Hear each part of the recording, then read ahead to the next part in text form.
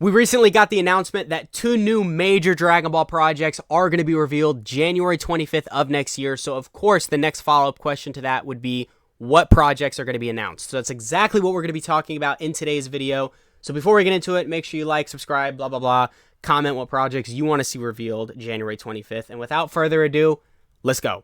So the project that majority of people probably want to see get announced January 25th is Dragon Ball Super Season 2. And I'm fully on board with this. Getting the Moro and Granola arc adapted into the anime is something we just need, right? It's just a necessity. We've been waiting forever, and these arcs are really enjoyable. I think it shows Toyotaro's really started to perfect this craft for writing Dragon Ball. Of course, Toriyama had some input in these arcs, but I think primarily Toyotaro was at the helm of them. And they're some of the best arcs that Dragon Ball Super has to offer. I think specifically the Moro arc too.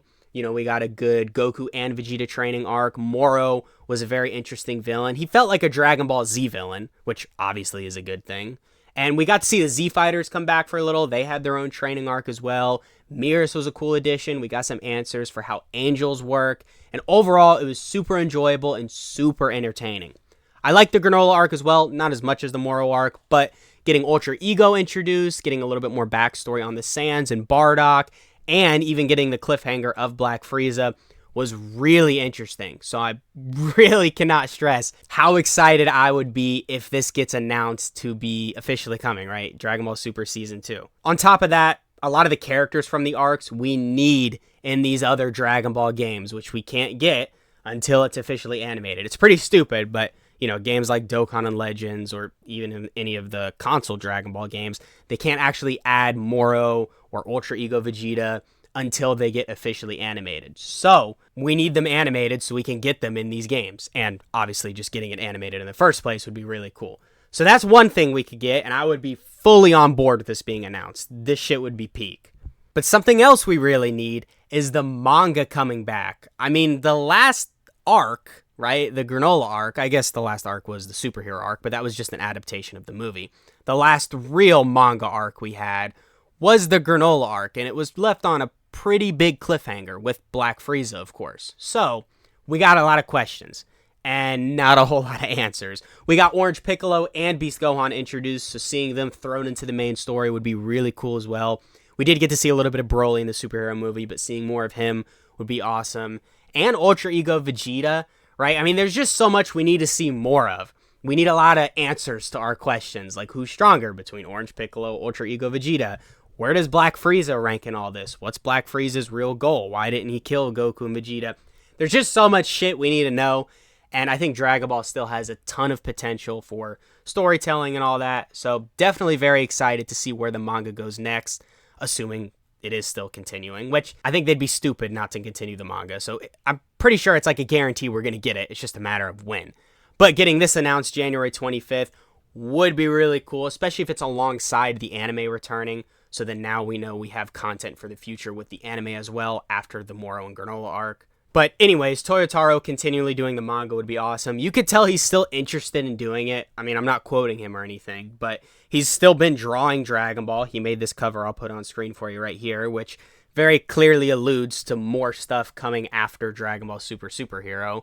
And I think everyone wants to see it. So why the hell not do it, right? Another thing a lot of people would like to see, me included, would be a movie. I guess this really doesn't have to be a Dragon Ball Super related movie. This could technically stick to any canon they want. I guess this would technically be the anime coming back because obviously the movie would be animated or CGI like Dragon Ball Super Superhero. But this would be a little different because, well, you know, movies are different than the anime coming back. But I would really enjoy to see this because there's a ton of potential for canonizing a lot of non-canon characters exactly like they did with Broly.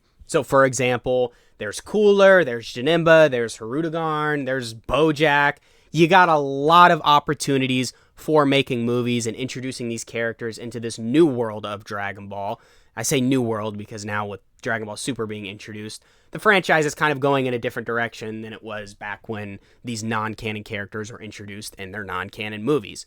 So now having them in a canon movie would be really interesting, and then seeing them potentially even show up in future arcs, like how they handled Dragon Ball Super Broly showing up in Dragon Ball Super Superhero, could be a cool way to just introduce more characters that are important to the story. And something that would get me personally very, very excited. I don't know about a lot of you guys. I hear a lot of shit talked about this series, but I think a season 2 for Dragon Ball Daima would be really, really interesting. The main reason I even bring this up is because Daima had a lot of unanswered questions. Obviously, there was the fusion bugs, there was the introduction of Super Saiyan 4, but we didn't really get a proper explanation to it. We only really saw Goku achieve it the last episode or two. So I feel like there's still a lot of stories to be told in that world, or I guess just involving the Demon Realm. And getting a season 2 for Daima would be the perfect way to do that. Seeing Vegeta get Super Saiyan 4, seeing how the Demon Realm is holding up after the first season, I guess, and seeing the fusion bugs in action would be really interesting. And technically, Dragon Ball Daima was the latest piece of Dragon Ball content that we had, so it would make sense that then following that, we would get a season 2 for Dragon Ball Daima. This is more so just something I would like to see, but it's still possible, so I wanted to include it. And then next up, this is something that most likely is not going to happen, but I still wanted to throw it out there just because of how successful it was. Something like Dragon Ball Heroes returning. I know, of course, Dragon Ball Divers did replace Dragon Ball Heroes, but I think it's very clear Dragon Ball Divers is very separate from Dragon Ball Heroes. They don't do any what-if content. They don't really have their own storyline, at least to the extent that Dragon Ball Heroes had their storyline.